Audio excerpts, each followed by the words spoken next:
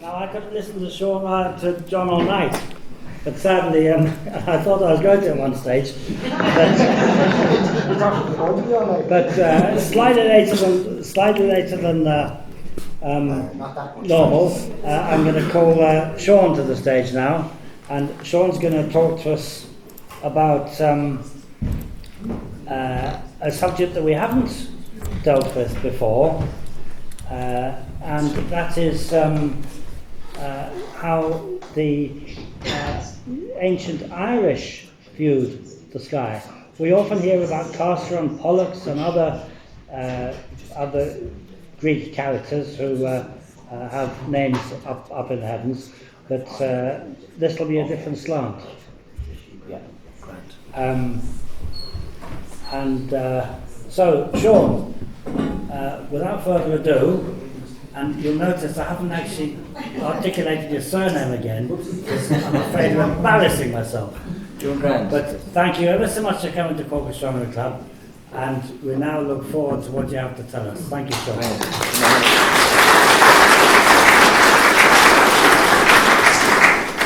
Constante gur fad gur míle maith go bheith an gcuide teachtain sa thugus blianta taine chud sa me hain in Backléin. I spent 6 very happy years here in UCC studying in my youth, and unfortunately I didn't study astronomy, although we did spend a lot of time in the Western Star. And we played a lot of football here as well. I'm from West Kerry, and we were lucky enough at the time to win a Cork County Championship with UCC in 1999. And there were 13 Kerrymen in the team. And I was going to say that we were affectionately known as UCK, but there was very little affection here in Cork. So, Seán, I'm going to experiment putting a tiny bit of light on. No problem. Because people want to see you as well as... So, I suppose Doge, initially a confession that's going to sound embarrassing and absurd. My knowledge of astronomy is very limited, but where my interest lies is in the cultural representation in the night sky. And I have a background in folklore. I have a deep interest in folklore, and I kind of started to dip into astronomical references in the folklore collection by accident. Although I was, I suppose, in a way influenced by my grandmother here, that's Máire Níoscáin. My grandmother, she was born at the foot of Mount Brandon, and she carried a wealth of lore from her own people there. And I remember her, when I was about 7, she told me the story about the Glascainach. And the Glascainach was, she's a magical cow. And the story of the Glascainach involved 2 old women, the woman who owned the cow and the woman who wanted the cow. And the Glascainach was magical in the sense that no matter how hard you milked her, she would keep producing milk, and that there was no vessel in the land that the Glascainach could not fill. So the woman that had the cow was very proud of the cow and was quite boastful. And the woman that, her neighbour, the old woman next door, she really wanted to get her hands on the cow. So she challenged the owner of the cow. She said, if I can find a vessel that your cow can't fill, will you give me the cow? So the woman agreed, because she was certain that the cow could fill any vessel. So they made an arrangement, and the woman with the cow was waiting in the cow shed, and eventually the neighbour arrived, and out of the sack she pulled a sieve. Oh. And of course she started to milk the cow, and the poor cow turned around and was seeing all her fine milk flowing to waste, and she dropped dead. And that was the end of the Glascainach. The folk tale has its origins in earlier mythology, which talks about a cow that was owned by a Guivnu, who was a god of metal workers in particular. You still have the word gau, which means blacksmith in Irish, Guivnu, and that's the Glascainach then as well. And that cow was stolen by Balor of the One Eye and carried away to Tory. So this was the story my grandmother had about the magical cow. But the thing about the magical cow, there was geography involved. This cow would head from Ballinlough up to North Kerry to the fine pastures across the sky. And it would spend the day grazing, and it would return late in the evening back to Ballinlough, back to the poor land. And the way my grandmother described it, Nuacht na bó finne, the way of the white cow, was what she left behind. That her udders were so full of milk returning that they would be dripping as she flew across the sky, and that left Nuacht na bó finne, the Milky Way. So, what are we looking at tonight? There's a lot of moon lore that I've been looking at as well, but I'm going to concentrate on star lore tonight. I'd say I wouldn't get too far with this man over here, keeping an eye on the clock. So we'll try and keep it tight. He's right. So, Schnee approached to go Norland. That's another Tog, that's my home parish, Dunnorlan, in West Kerry. That's my son there looking out. All these inlets that you see here and all these rocks, they all have individual names. Like you've got Cuasarauna, you've got Carrigadrumma, Carrignapurte, Carrignafadila. I don't, okay. Yeah. So they all have names and they all have stories and legends associated with them.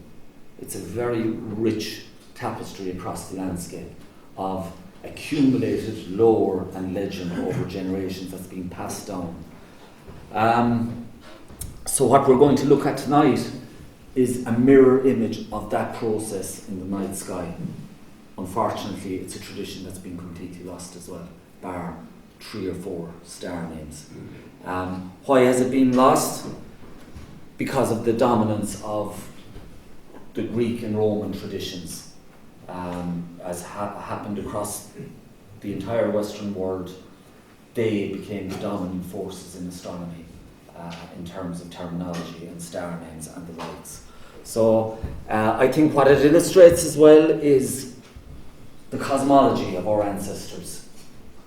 You know, when you look at the star names and the constellations, they're all quite regional. There's different names for the same constellations in different areas. There's a very regional variation in the lore. And what it illustrates, I think, similar to the place names, that intimate knowledge and an intimate connection with their surroundings, whether it's on land or above them in the sky. And in many respects, there's very little distinction because the legends spill into one another. And it creates a very complete kind of cosmological understanding of one's environment. So, this is the source material I've been working on. As I said, the tradition has died out completely. We don't know how far back it goes. You know, you read a lot of articles online, and there's a lot of speculation about Celtic mythology, and quite often it's influenced by the Greco-Roman visualizations, and some people tend to try and twist that into a Celtic understanding of the sky. What I'll be working on tonight is lore collected from the 1930s to the 1960s mainly, collected by the Irish Folklore Commission. So the people were generally elderly at the time, so the informants would stretch back well into the 19th century, back to the 1860s. Some even were born during the famine.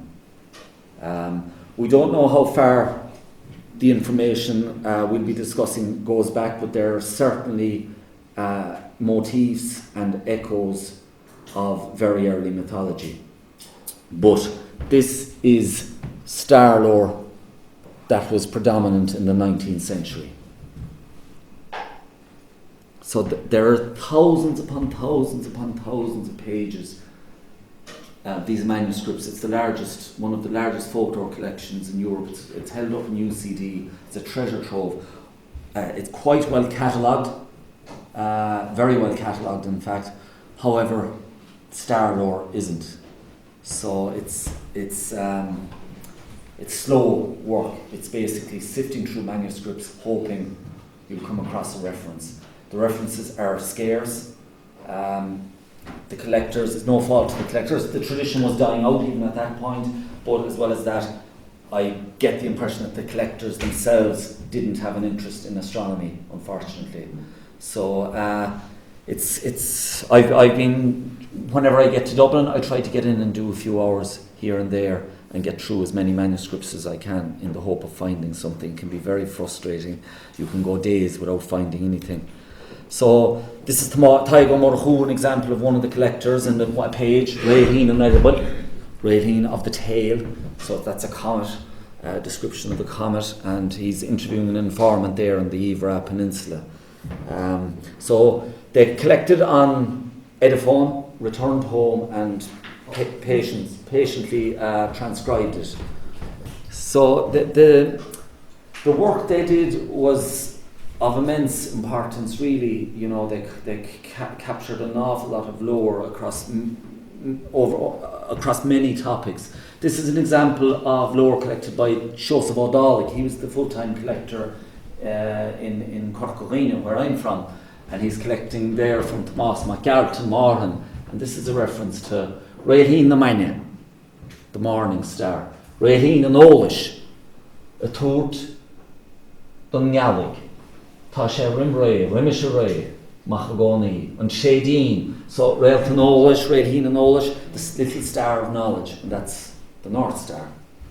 And Shadeen, the little herd, the Pleiades.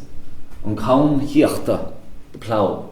On Van Law, Orion's belt. Réalhín an Erebal is a comet. So that's an example of, a little snippet of star lore that you come across. So what kind of names do we find for the Irish constellations in these collections? Well, the Milky Way, my grandmother called it Blach na Bó Finne. In Connemara, Clí Mór na Royalty, the big fence of stars. It's in Mayo, Blach Chiani Villaun, a very localised name, Seán O'Milan's Way. So whoever Seán O'Milan was, he must have been a very important man in that community. On Caun Sheena, that's from Ivra down in South Kerry. Caun Sheena, the head of the weather. Sheen, Bow Sheen is rainbow. Bow Sheen, Sheen means weather. And the Milky Way was used as an indicator of approaching weather. On Lord Vaughan, that's from where I'm from, west of Dingle, on Lord Vaughan, the White Mare. So, Shield na Spade, that's from West Cork. Shield means streak, the streak of the sky. And then you find Shield na Nangel, and we find this in some of the naming of the stars and constellations. You get the Christianizing of the night sky. Shield na Nangel, the streak of the angels. So Orion, again, regional variation in the names we have for him. On Bodach, that's the most common, especially in Munster. Bodach means kind of trickster, or he can be a lout, and we'll be talking about him later. Up in Scotland, he's known as on Shalga de Moor, the hunter. You do see an influence in terms of the influence of the Greco-Roman tradition in a lot of the native naming even. On Spor Darug, on Spor Lia, individual stars in Orion. The nebula on Sporán, on Vidug, the dagger, that's in Scotland. On Vracan, the plaid, part of the traditional costume in Scotland. So, as we mentioned earlier, Réalhín an Ólis, North Star, the plough is known as an Caun Hiachta, the crooked plough, or it's known in Donegal as an Teshrach, and a Sheshrach is a plough team. It refers specifically to the horses that pulled the plough. And then the Christianizing again, Caun Hiachta. So Caun Hiachta, Caun Hiachta, it's a play on the pronunciation. The crooked plough of God. Ursa Minor, Undrakfo. Now there's a second version that I found, Undragvod, and they have two very different meanings. Drag is an old Irish word for tinne, for fire. Bo means house. We still have it in the word bohan, for a shed, a little house, bohan. Dragfo. Dragvod, again fire. Bod, part of the male anatomy. Bod. So you have to wonder, we know that the early Christian church here, the monks, they took an interest in the night sky, and in the medieval monastic communities as well, wrote a number of astronomies and translated astronomies, and you have to wonder whether or not they influenced the name of Dragvod and made it more, I suppose, less agricultural. Cassiopeia, Cossa Kama Corkai, the crooked legs of the pot.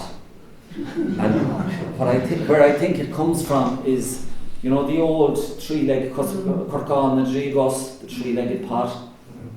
Well, you could imagine two different pots with Cassiopeia, but one leg is a bit off kilter in the triangles, in the two triangles that are there. Cossa Kama Corkan. The Pleiades, there are many names, because I suppose it was such an important collection of stars, mainly because of its use as a timekeeper. It has many regional names, variations in names. Untredin is the most common, and it's what's used where I'm from. Untredin means the little herd. Unstriolin, that's down in Waterford. And Crimishkeen. Crimishkeen is a crimisk is the spancel that was used to tie a cow while milking, a cross cow especially. Unscuadrine, Unshailin, Untranin, they're all variations of something that describes clusters. Buile Unvodig, that's and you find it kind of anglicised or corrupted in English in County Mayo as the Willy Wudda, they call it in English. But it's Buile Unvodig. So Buile means milking place, but it can also mean a place where cattle would be held before milking, and they would excrete a lot, and you get the yard covered in wet cow dung. And I'd imagine that it's either that or it could be the grazing pasture of the Bodach, and the Bodach, of course, is the relation Orion has with Unshady. It's in that name, Buile Unvodig. There, the Seven Sisters in English, the Hen and Chickens in English, we find that in other cultures, of course. In Scotland, Grugwachan na Shach Runnog. Runnog means star in Scots Gaelic, and Grugwachan means grouping of the seven stars. They have a lovely name up in Donegal for them, na Carúg, and even in the English they still call the stars the Gamblers. And I came across a story that was collected in 1940 up in Round na Feste in North Donegal about the Carúg Macabre, and he's a popular character in the folk tradition. He's kind of a trickster, and he's going around with a deck of cards, and he's doing the divil, cleaning fellas out, and anyway, he eventually meets the devil, and the devil tricks him, and he ends up bringing the Carúg Macabre down into hell. But the Carúg Macabre then started playing cards against the demons and the devil himself, and he cleaned them out. And the devil said he'd have to get rid of this fella, so he sent him off up to heaven for himself, told him to pack his bags. And the Carúg Macabre arrives up at the gates of heaven, and St. Peter comes out and sees the man at the gate and knows of him and knows of his reputation, and he tells him that he's no business coming in here, that he won't be left. So the Carúg Macabre makes a deal with St. Peter. He says, what if I give up the cards, will you leave me in? So Peter took pity on him, and the Carúg Macabre threw away the cards, and the story is that the cards are scattered in the heavens to this day, and that they're the Pleiades. So Taurus, some of the accounts indicate that Buile Unvodig may in fact be Taurus. The Hades, Numanoin. Numanoin are young goats, on Hirsog, Arcturus. So on Hirsog, a Hirsog I think was a big barrel that could hold 40 gallons of wine. I don't know why it's associated with that particular star. There must have been a story, and we find that a lot of these star names have lost their origin stories, unfortunately. We find in some of the manuscripts Maraun Moor as a name for the Great Bear, and that's an early Irish name for a bear, even though bear is used now, B-E, E for the A-R, but Maraun means good calf. Leo is known as Uncaran, but the understanding from the name Uncaran means the sickle, for harvesting. So the understanding from the name is that it's the front portion of Leo that people look at. And that's the thing, the societies look at constellations differently, different societies see them differently. And in this case, the emphasis is on the front part of Leo, Uncaran, the sickle, like the hand coming down, and the hook. Sirius, different names again, Untaltun in Connemara, Raelt Vadra, dog star, that we find that in other cultures, of course, and Raelt Nail Vuer. Nail means flash of light, so the star of the big flash. It's just a simple descriptive term. And there's another term for Sirius which I've managed to find in recent months, which I'll discuss shortly. So, the Northern Lights, Silch na Spéide Huig, the lights of the northern sky, very simple description. Na Galáin, we find that in West Kerry in particular, and in West Cork, the brightness, na Galáin, gal, bright. On Chair na Duig, Chair means kind of powerful light. It's a Chair can mean a meteorite as well, but on Chair na Duig means it's a moving light. Na Sinain, that's up from Galway, and I think we have a term in West Cork and in West Kerry, Nabat Sine. They were fishing, it was a particular type of fishing boat, and I mentioned them again later on, but na Sinain, I think the word Sine has a connection with light. Peg Sayers had this, on Mary Dances. So, on Mary Dances, and it took me ages to figure it out, but in Donegal, in the English, they still use it. They call them the Merry Dancers, and in Scotland as well, the Merry Dancers, and this was corruption. The Merry Dances by Peg Sayers. She didn't know what it meant, but she pronounced it as that. Possibly brought by fishermen coming in contact with one another. And then we have another corruption, Nabora dances, and I think that's a combination of Merry Dancers and Borealis for some reason. So shooting star, different names again. Raelt Nadibel, the star of the tail. Raelt na Squibbe, the Raelt of the brush. And Raelt Wunguch, the star of the wing, the thing on the back of a horse's neck. May. That's a wing, so on Raelt Wunguch. So again, a kind of flowing hair.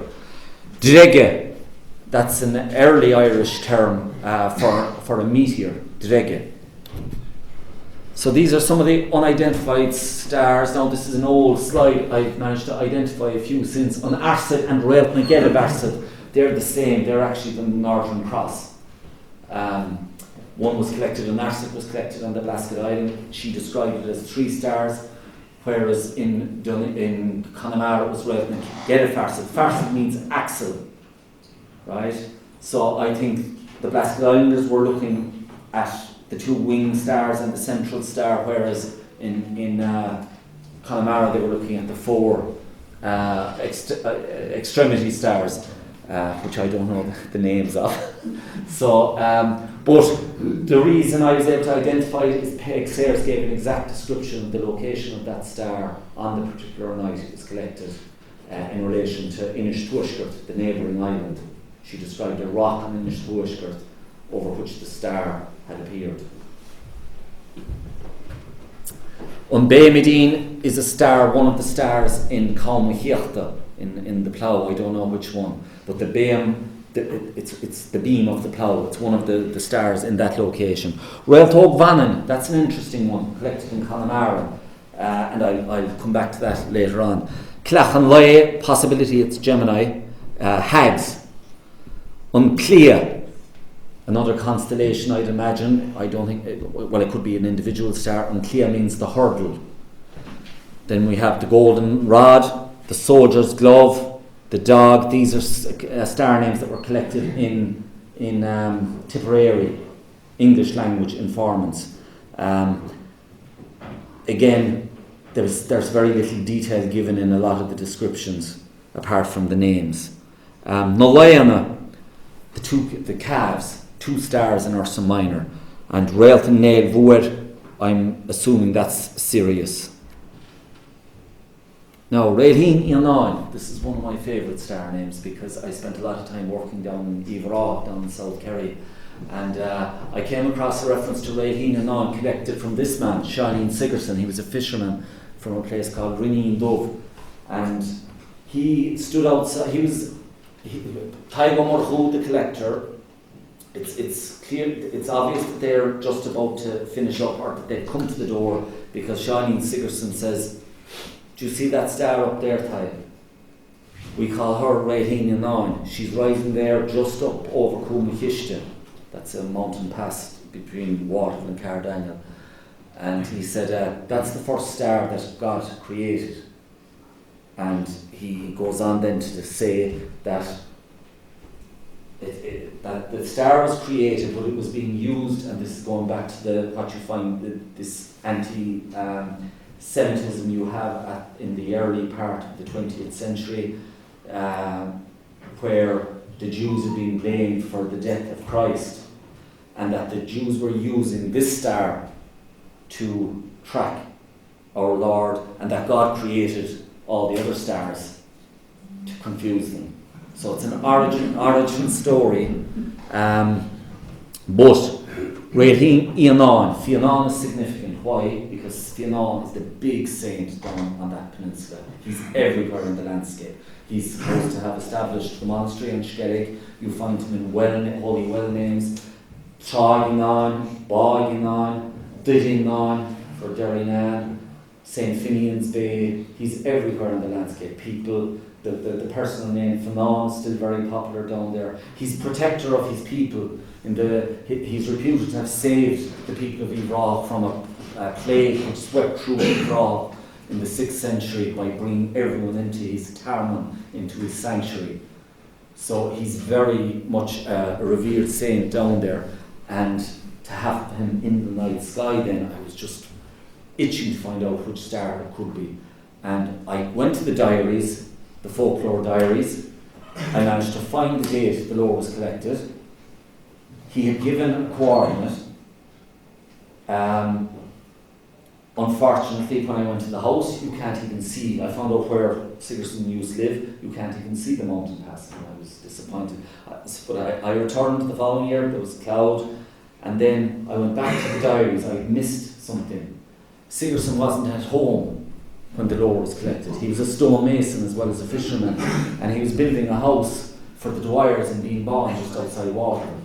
So he was about 6 miles from his home, and he was staying with the family that he was building the house for while he was working there. So Omorhu was actually collecting the lore, and that was the direction they were looking at the star from. So last year, I went down on the date that the lore was collected and hoped for a clear sky, and took compass coordinate in Coomachishte in case I couldn't see Coomachishte later that night in the dark. And when I returned at 10 o'clock, I initially thought it might have been one of the stars in Orion.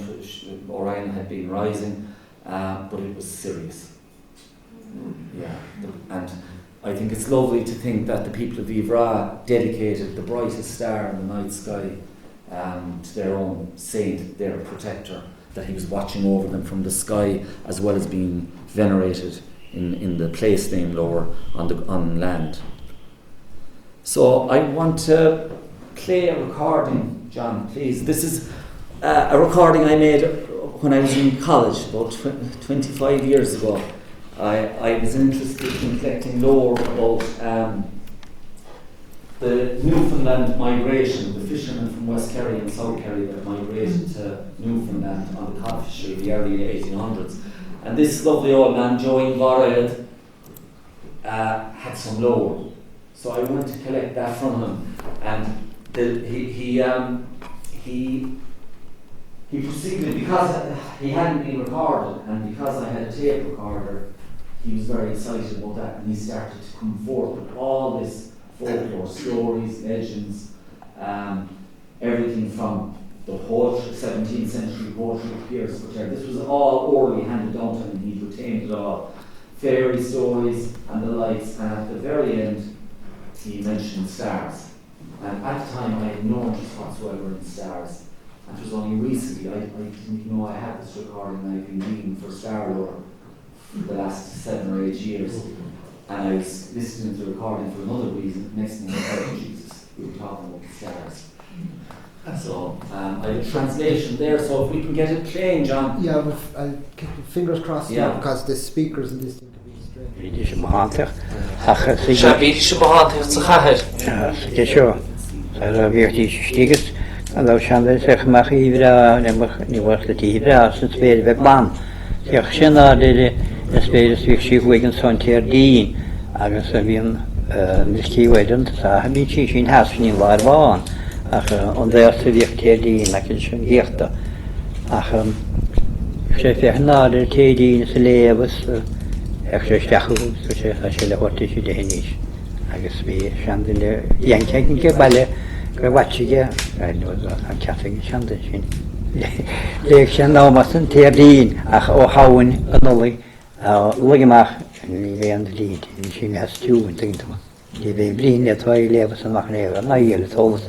Is it a large one to be at a Milky Way? Has been og snímnum var van, Milky Way. It's kind of a good large one. Sachi vincin was couple bomb, and she gave it. The spade was she gave it, titum was couple of her.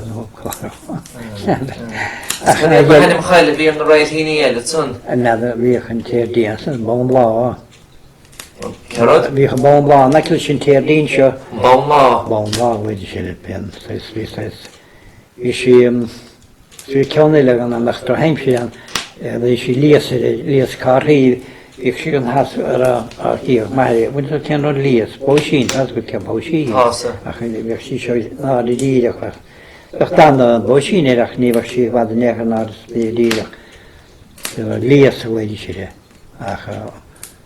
jag får vi han så hemsidan läs karri va så vi ska ta Kostnaden has kostnad karriän fil om man ser till förnachin där man har läsa karriän och han har hem till Kina med det där vid kategori med ja när man har kan de förlåna det ja jag kände ni så election tom It's a lovely description as well.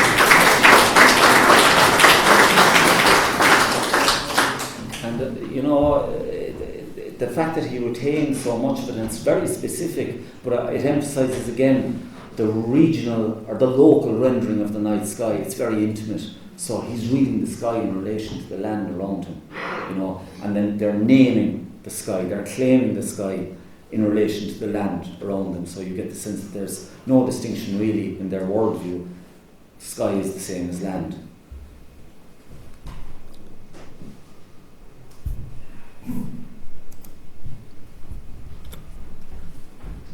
So returning to Umbodach, if you can get it big there for me again. Umbodach, Orion. So there are different parts of Orion that have different names in the Irish tradition. If we can get this fellow motoring again, 1 second now. Oh yeah, great. So the belt in particular and the dagger, of course, are the two most prominent features. So you've got Slatan Bodig, the stick of the Bodach. You've got Slatan Kiani, the stick of the merchant. Slatan Kiani. You've got Slatan Varnelig, the stick of the mariner. Slattery, the stick of the king. Crissery. Now, belt. Cris means belt, but in this instance, the traditional belt, of course, is a woven belt, and it hangs down at the front like the old arm belts. You know, so it's referring to the dagger rather than the belt itself. Banlaw and Tailura. The banlaw is the Irish for the cubit, the stick that the tailor used to measure cloth. It was from the tip of your finger to the elbow, about 21 inches. Banlaw and Tailura. It's also known as Chi Lame and Tailura, the 3 jumps of the tailor. And then in West Cork I came across Tri Ul Bur, 3 apples on a spit. Now, just keep in mind the terminology there: the merchant, the king, the bodach, the tailor, and the apples. So the bodach, who is the bodach in our storytelling tradition? Well, he's very popular in the Fiannaigh, Seán Mac and all the legends associated with his band of warriors. One story in particular, now it isn't a very, very, very old tale. It was very popular in the 1600s, but it certainly has motifs that go well back into the mythology. Bodach Chota Lachna. There are about 40 examples of this tale that have been found in various manuscripts.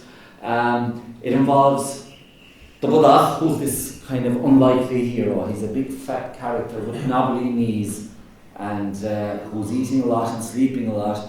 And this marauding prince arrives, Kyle and Ear, and he's a very fit prince. And he's a great swordsman and a warrior.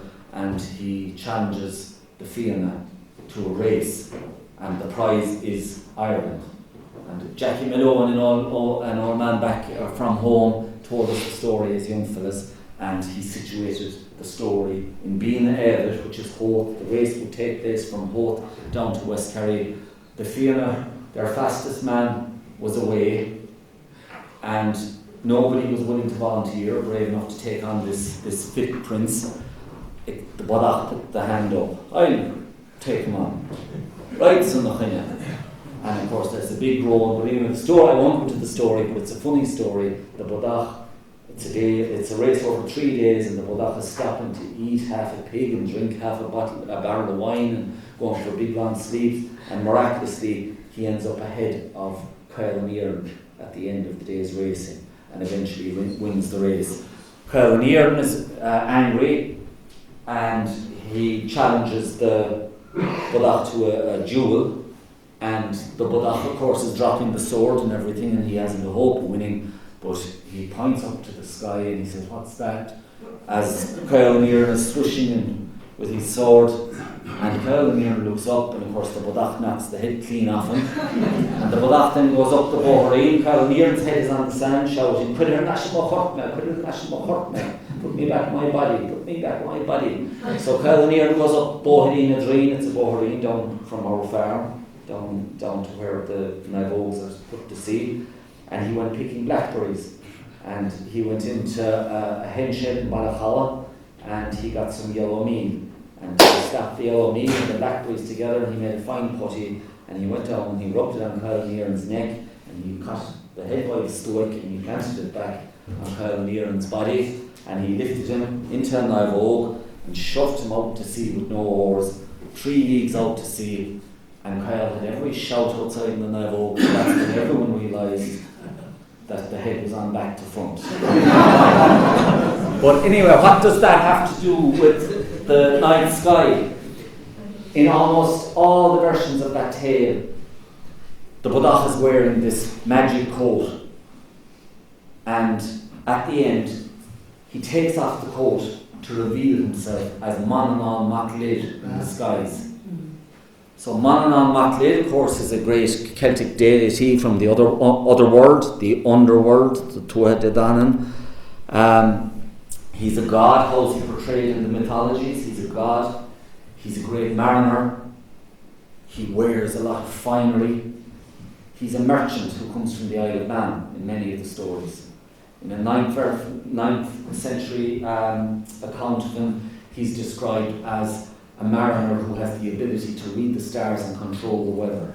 He's very, very powerful. In another description from the, I think it's the 10th century, he appears with a stick on his shoulder, and hanging off the stick are 3 golden apples that make wonderful music when they touch off one another. So it's only speculation. I don't have the scholarship to prove it, but I think there's a strong possibility. 3 Uller, yeah. Yeah, so if we look back at all the names for the different parts of Orion, they are the king. Man is often a king in the mythology from the other word. So you've got the king, you've got the mariner, you've got the merchant, you've got the bodach itself. So you get the bodach is transformed from the bodach to Manannán in the storytelling tradition. It could be a coincidence. I'll briefly touch on bovine connection. You get a lot of star names and constellations associated with cows. Naturally, I suppose, going thousands of years, well, not thousands, but certainly many hundreds of years back, the cows have always been a very important facet of our society on this island. They signify wealth. Even my grandfather, the way he described the size of someone's farm was in the grass of cows. Like, we had the grass of 8 cows, the neighbour had the grass of 10 cows. Now, that had all changed because a lot of the land had been ploughed and improved, and the grass of the cows on the holdings had increased, but he still measured the wealth of a farm by the grass of the cow. The amount of grass of a cow, of course, is the amount of grass required to sustain one cow. So, here are some of the names. Black na Bó Finne, we've already touched on that, the way of the white cow. The Pleiades, An Trédín, the little herd. An Crimishgin, the spancel, the little spancel. Buaile an Vodig, the grazing place or the shitting place of the bodach. Nolí, the calf, and in Scotland, Runnag of Wochele. And Runnag of Wochele, Runnag means star. The boy means boy, obviously, but in the Scottish context, the boy is always a herdsman. So it's a cow herding specifically. And again, of course, Black na Bó Finne, you've got An Bó in mythology, the white cow, the illuminated cow in mythology, which is said to have given, and she's a deity, Bóvinda, and she's said to have given her name to An Bó, and the Boyne, the River Boyne. And, of course, it's a very rich pasture land, obviously sustained better herds of cows than you would have found in West Kerry and even on the mountainside in terms of genetic quality in that. But, when you think about all the archaeological evidence in the Boyne Valley, in Nuacht and Doubt, and, a lot of it is speculative, of course. We don't know what they were trying to tell us. But, you can't, but when you think about the relationship between the river and the landscape there, and the fact that the river is named after a deity who's associated with the night sky, you would have to speculate maybe that quite a lot of the rock art could symbolise different astronomical features or events.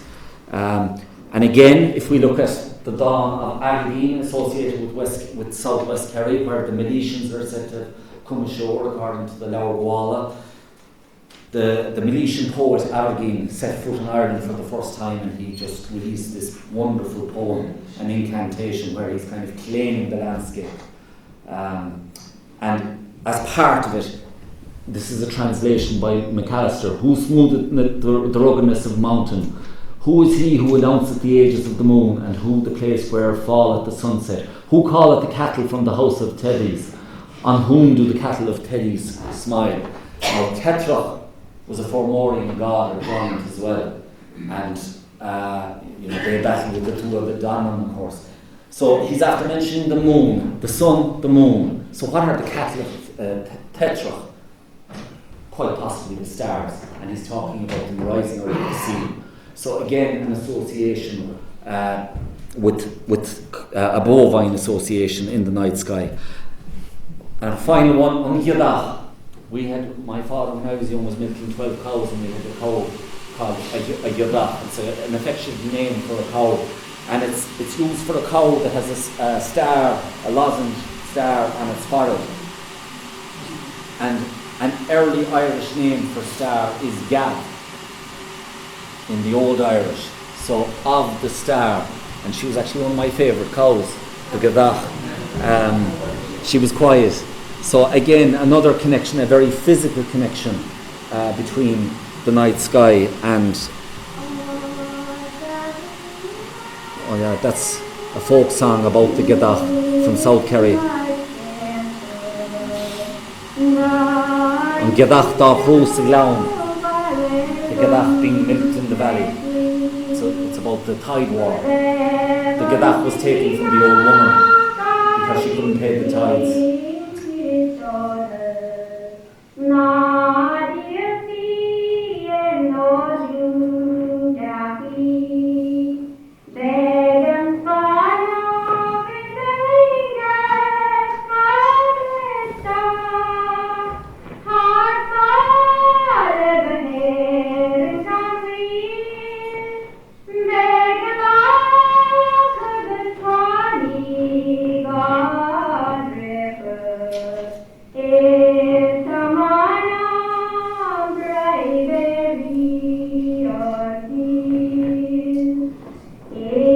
So this is a lovely photograph. I really like this. It was taken in 1979, and it's a photograph of the last sailboat crew that was that landed the last seine catch in South Kerry on the 1st of November 1944.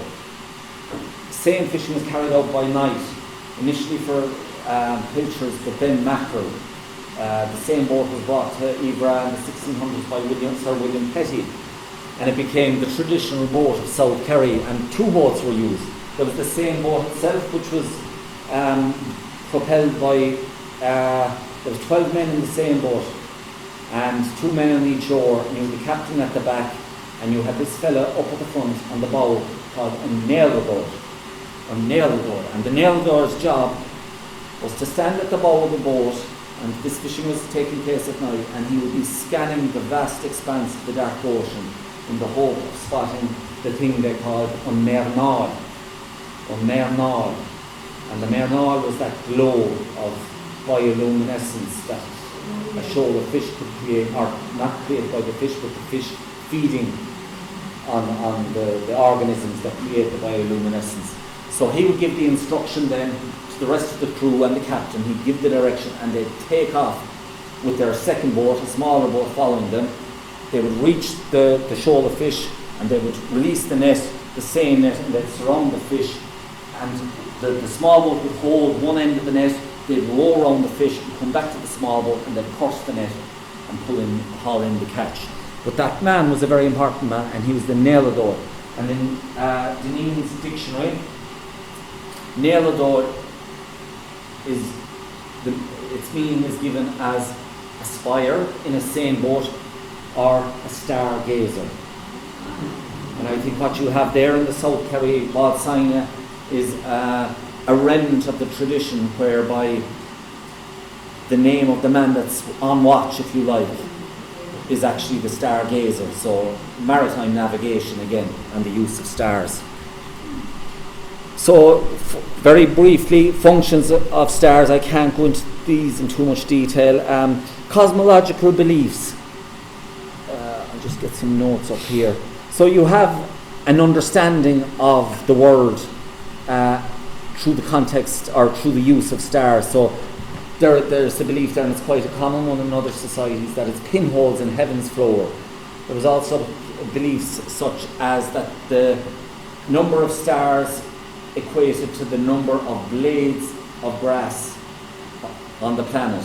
Another folk belief was that, it's a curious one, it's an interesting one, that frog spawn was the remnant of a fallen star. And you know, those reptilian origins and booms and black holes and all that. Just a second now. Weather forecasting, extremely important again. Obviously, some of them are still in use. You know, if we see the stars twinkling, it's a sign of frost. But the position of certain stars was also important, and you get many examples in the lore about that. In particular, the location of a bright star in relation to the moon. The closer a star is to the moon, the more likely bad weather will follow. The further that star, if that star begins to move away from the moon, it foretells good weather. Timekeeping, again, extremely important. The main one was on tSíthigh, the play days, of course. And how did they read the time from that? Well, again, it was in relation to their own geography, in relation to their own landscape and familiarity with that landscape. So let's say I've been looking at tSíthigh now at home, and she's rising over Mount Nuacht, and I know that at 8 o'clock she'll be drifting over towards Nuacht, and you're reading her, or you're gauging her location according to the mountains and the landscape around you, and you know the time from that. And that was Joanne's description about this man that could go out and read the time by sticking his head outside the door. They could also, the fishermen also used the likes of the plough as a timepiece, and of course they read it, the time was held within the plough by how she turned up on her handles during the night. Direction, again, we find references to fishermen using certain stars, Clachan Loye, Réalta. It's a lovely descriptive name for the North Star, the star of knowledge, because everything can be read from it. Premonitions and Réadóireacht. You had these people in communities in West Kerry up until the beginning, I'd say, of the 1900s. They were known as Réadóirí. They were generally women, although men practiced it as well, and they were believed to have this supernatural power that they could read the skies and they could make prophecies. And they're even afraid, they were feared because they could foretell calamitous events, you know, and they could, bad omens.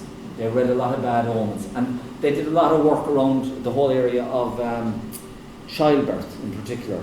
So these Réadóirí Mná would be present with the midwives inside the house where the woman was giving birth, and the Réadóir would be in and out while the woman was in labour, gauging the sky. And there are numerous accounts where the Réadóir is remembered as a person who would come in and demand that the birth be delayed until a specific star had risen. You know, and they firmly believed in this. There were certain stars were fortunate stars, and we still have it, you know, born under a lucky star. But unfortunately, specific detail of which stars were important for childbirth aren't given in the collection. There is one fascinating account that was collected from a man up near Guidord, I think. He described the gift. It's not something that can be acquired. It's a gift you receive, the Réadóireacht, the ability to read the stars. And the only way a gift can be passed from one Réadóireacht to the next is a child that's born under a specific star. In the first 3 days of that child's life, that a bone has to be taken from the foot of a dog. It's a specific bone in the centre of the foot, and the bone contains a vein that runs through it. It's seemingly a unique bone. And a piece of that bone has to be taken, an incision has to be made in the child's thigh. The piece of bone is inserted and it's bandaged, and that's left on for 9 days. And it was believed that this would grant the child two things: strong, fit, fast limbs, but also the ability to read the night sky. It's a fascinating account, you know. It's got that kind of witchcraft feel to it, you know. So, and those women, the Réadóirí, were feared. Like there's a phrase, an old Shanokal, Clach Vaughan and Gleach Idir Clachav no Réadóir Mná and Mile. There are two very bad things to have in any village. A white cockerel, Carc Vaughan and Gleach Idir Clachav, a white hen calling between the calls of two cockerels. That was a very bad omen.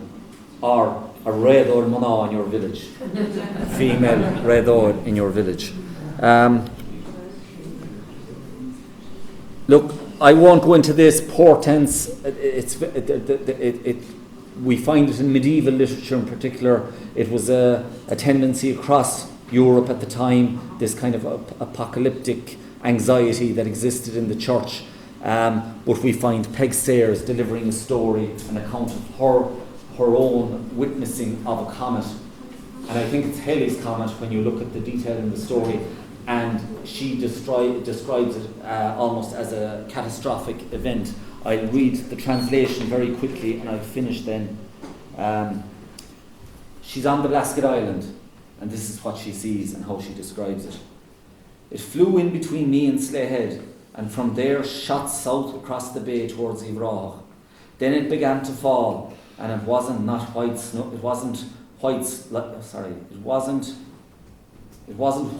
falling, but snow that was as red as blood. It arrived in daylight and it turned day into night, and then the thunder came. It fell as dark that we had to light the candles. Floods of water ran down the mountain slopes, and when you looked across at Ivragh, you saw balls of fire falling everywhere between Slayhead and Brayhead. Himself was inside, that's the husband. Throw off that old hat, said I, and go on your knees, Morris. I said to Morris, get on your knees fast at that chair. We will all shortly come before God, and we won't be alone. All of mankind will be before him. It's the end of the world. We fell to our knees, and we were saying our prayers when the mighty shower of snow came, big red hailstones. And Christ, didn't it calm down a little then, and it dried up and began to clear, and it wasn't long before it was a fine sunny day again. So again, a very apocalyptic description of the event, and that mindset is something that goes way back into the medieval period that you find in a lot of the medieval literature. And I'll finish with a short poem. It's a poem written by Micheál Ó Ciarmhaigh, Mikey Kirby as he was known, down in South Kerry. A lovely man. I got to know him when I went out there working as a heritage officer. He gave me a couple of star names. He gave me a lot of lore about the Seine boat. He fished in the Seine boats. A man of the sea. He started writing when he was in his 80s. And he didn't stop. He produced, I think, just 12 books, English and Irish. He had the most beautiful Irish. He was one of the last real pure native speakers down there. But he had a poet's eye and an artist's eye, and he actually started painting. But he composed this beautiful poem. It's Oscailin. It's a poem about himself and his father heading out to sea at night. And I like it because it's a very tender poem. The relationship. You don't imagine it in that world back then, in his youth. Such tenderness between father and son at sea. But he's describing the canopy of stars, and he's describing the sounds and the movement of the boat under sail, and it's just a lovely poem. He calls it Dawn the Maher, a poem from my father. Uashort the Gad, or Domid or Sholt the She, Gavagamun Kuansa, Lagsha Hasach Lagi, Kurigashutta, Golihig, on Shlias the Noon, the Toot Guala, the Hooshti, Bog Kurach, har récht na dam. Mis agus tussagad, agus dia nar daunta, roilt ólis an bhuil ag rinke os ar grán, gach leohne bog ceolvar ag sinnim héada town. Sin a bog a bhaile gan bharhan har récht na dam.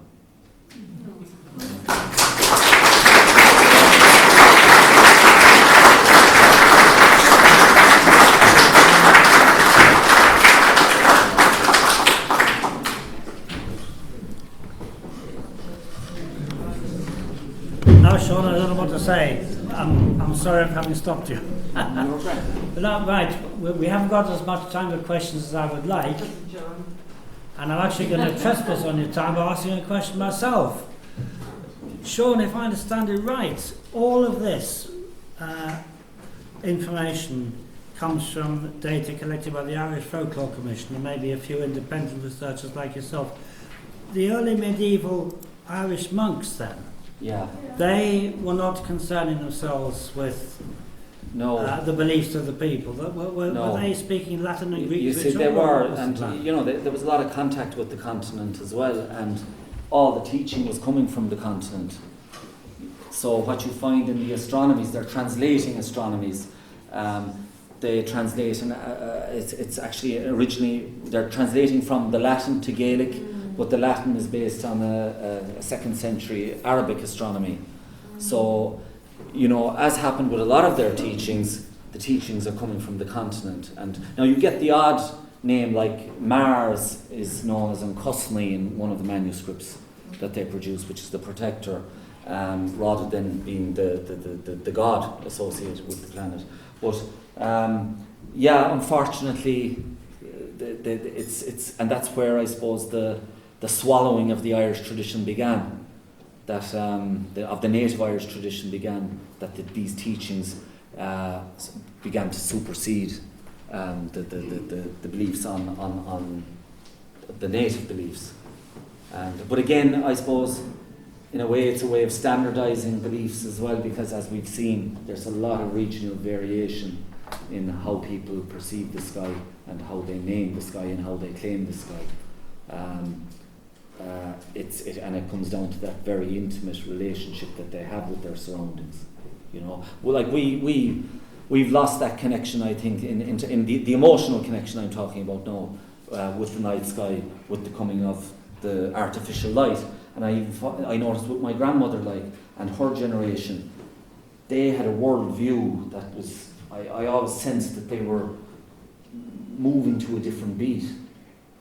And I think, their imagination had been nurtured and honed by an existence within a world of darkness, that their imagination had room to be imaginative. That the darkness was filled with all these colourful tales and imaginings, and you get the Daoine Maha, as my grandmother called them, the fairies and the Squashy and all these folk beliefs, and the spirits and the Pukui.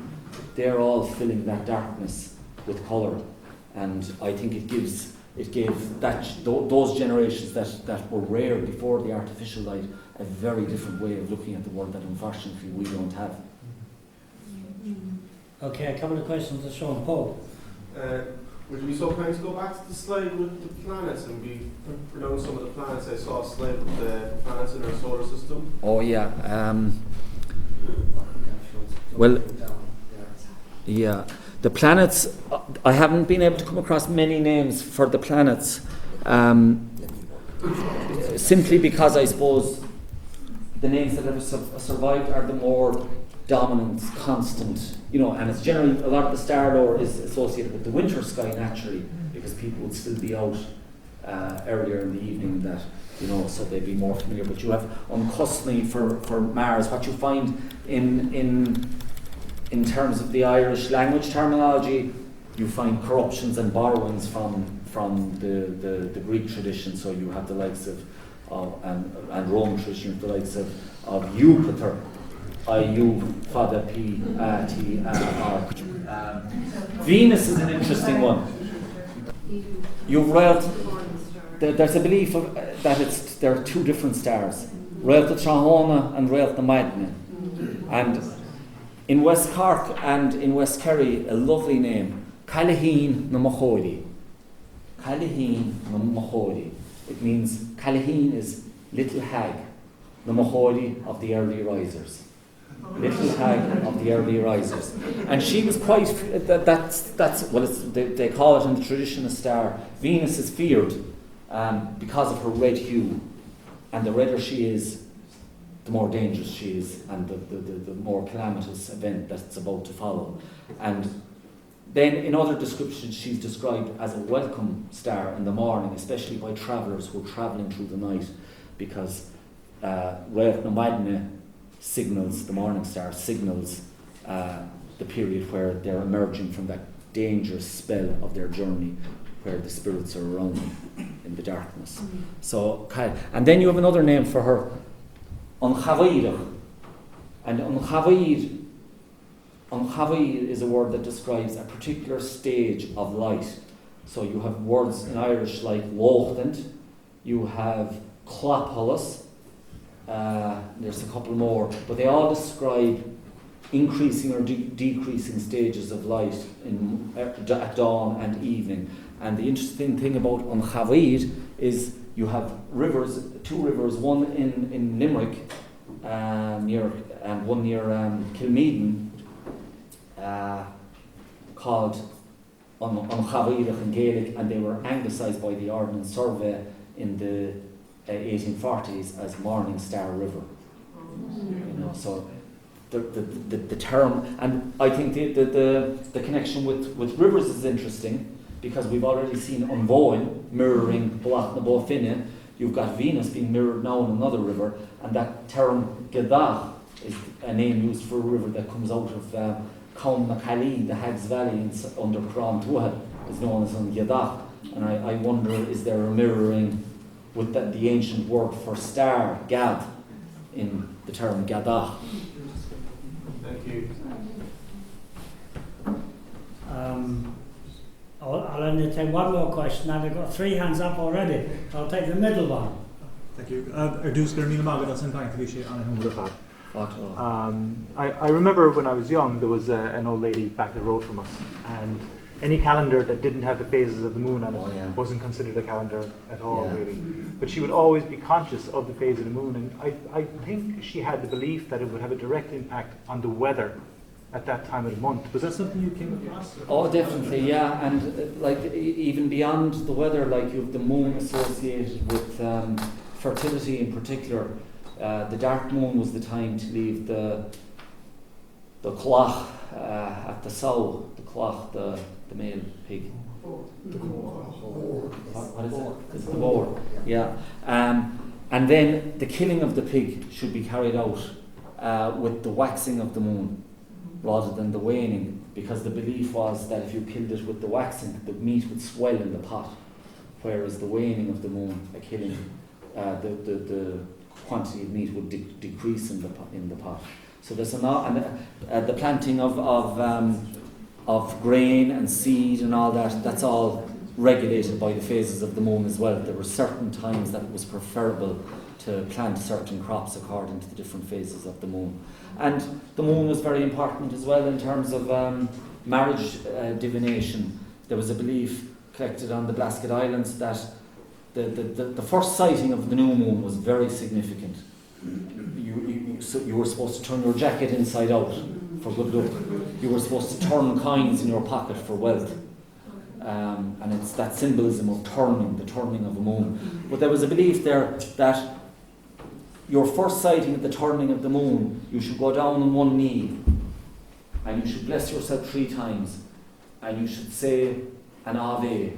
And the Ave was not to any saint, but Peg Sayers described it as Ban Naev Nagali, which is interesting. She calls it the female saint of the moon. And generally when you hear saints being discussed in the tradition, they're always named. But here, there's no saint being named. So you get the sense that maybe this could be a very, very ancient tradition. But anyway, to go down on one knee, bless yourself 3 times, say the Ave to the Ban Naev, you get up, you take the earth under that had rested under your knee, that your knee had rested on, a fist of the earth, you carry it home and you sleep with it under your right side. And that night, the person you will marry will appear to you in your dream.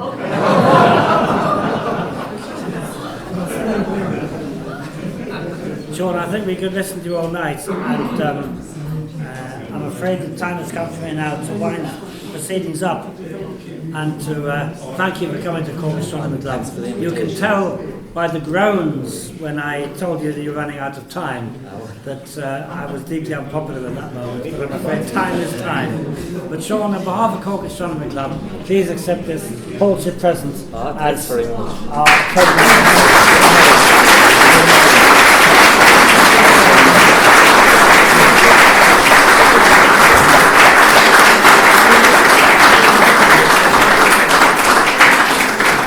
Can you display my final slide, please? Now, I have to apologise to all those who wanted to ask questions and didn't have time. There was a couple over here, and I saw some movement over that side of the room as well. But I'm afraid time has caught up with us.